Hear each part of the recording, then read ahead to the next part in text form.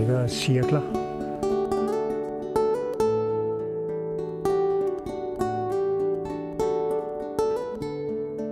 Mandemarke Bakker, det er jo et af de rigtig gode steder for rovfugletræk her på Møn.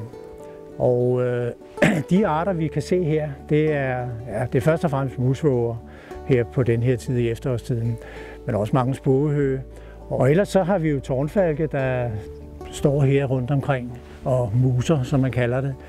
Og en af de arter, der er virkelig blevet mere talrige her i de senere år, det er den røde glente.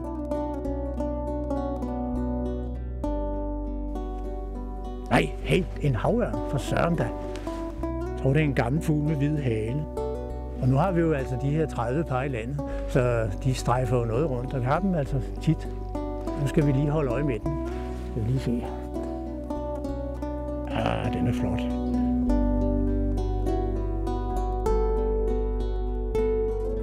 Det der med at se på fugle, det er for mit vedkommende jo en gammel hobby.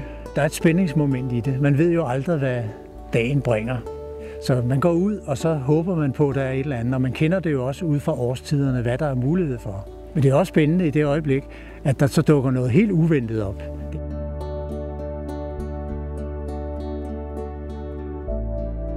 Der ligger også noget socialt i det at se på fugle. Altså når vi om foråret sidder herude på bakkerne, eller vi sidder ude ved Sydklinten derude, så er der altid nogle andre også.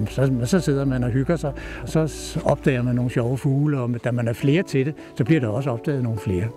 Og det er der noget rigtig spændende i os.